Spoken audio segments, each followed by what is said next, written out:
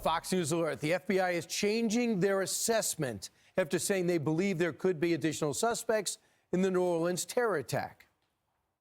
Let me be very clear about this point.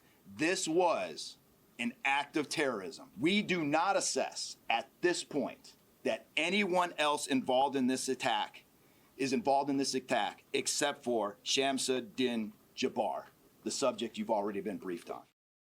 Served in the military for a period of time.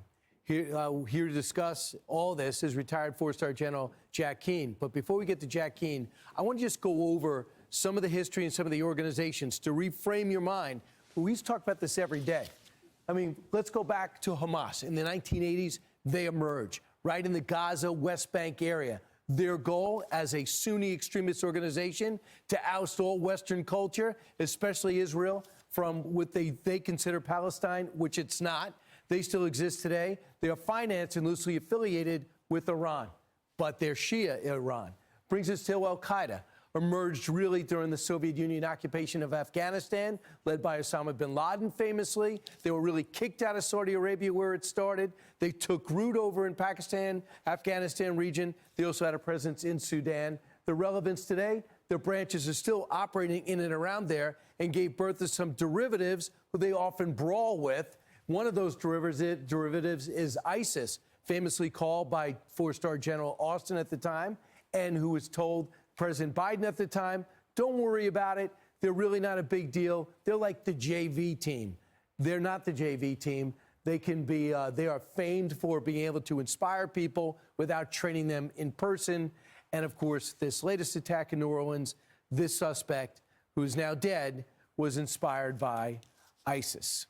So let's talk to General Jack Keane about all this, the chairman for the Institute of Study of War.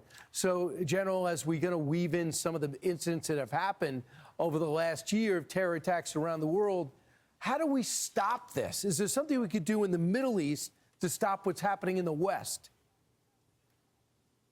Well, certainly at the foundation of all of this is an ideology that perpetuates it. And they have a big idea, and it's difficult to defeat an idea like that, given the roots that exist in some of these countries to help fester and grow that idea.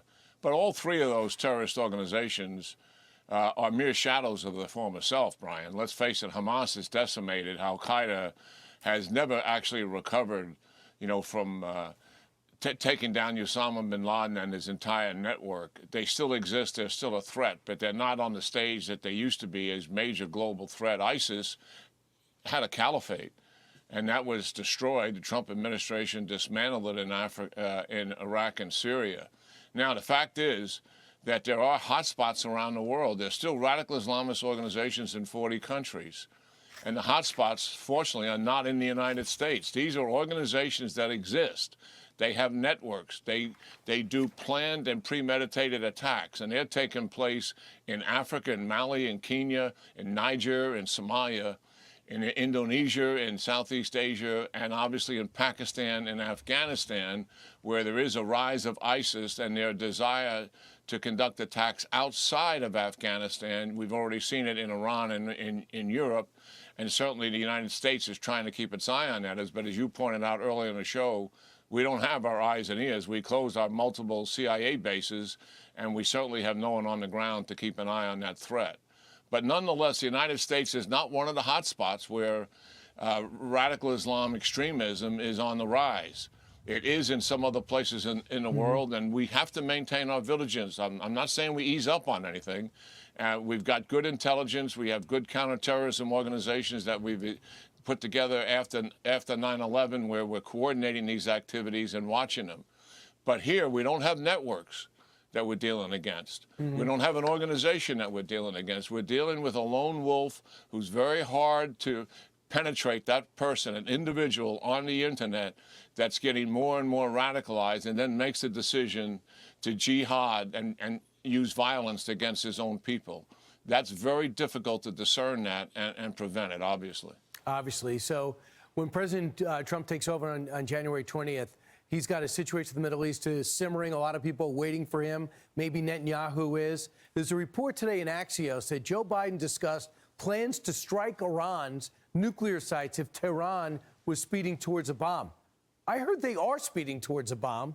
Do you look at that? Do your sources say the same thing? Well, here's the issue. I mean, the Iranians have a decision to make.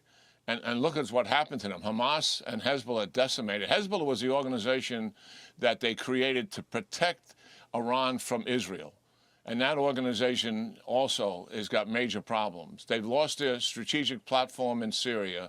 They are defenseless at home because Israel stripped away their air defense systems. They can't even protect their leaders in Tehran, to be frank about it, much less their nuclear systems and their rockets and missiles. So what's their choice? What they want to do more than anything else is preserve their regime. They've always thought a nuclear weapon would do that. They believe Saddam Hussein would still be in power today, and so would Gaddafi if they had pursued a nuclear weapon successfully. Are they now going to pursue that and get there in a matter of months?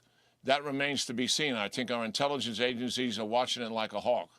I know where Prime Minister Netanyahu is. He wants to eliminate this threat. He sees this as a strategic opportunity. They're defenseless. They're not going to be able to retaliate very much because they've taken down a lot of their rockets and missiles, and they can do more of that with a strike that goes after their nuclear system. I know he's talking to President Trump and their advisors here, and likely they're working through options, hopefully together, to deal with this threat. I think it's a strategic opportunity, and you could force Iran to dismantle the system, by a date certain, bring inspectors in to verify, U.S. regional inspectors, UN inspectors, or go after it kinetically and take it down once and for all. I think Prime Minister Netanyahu wants to eliminate this threat once and for all. He knows Iran is on its heels, and now is the time to take this thing off the board, frankly. You know, General, the other thing would be Netanyahu is not going to ask for much. Just let him do it instead of getting in his way or tipping off the Iranians. That was how bad the relationship seemed to be between the Biden administration and Netanyahu. He's going to have a much better relationship with this administration. It's going to be quite interesting because this is a historic opportunity, as you repeatedly have told us. General, thanks so much. Have a fantastic weekend.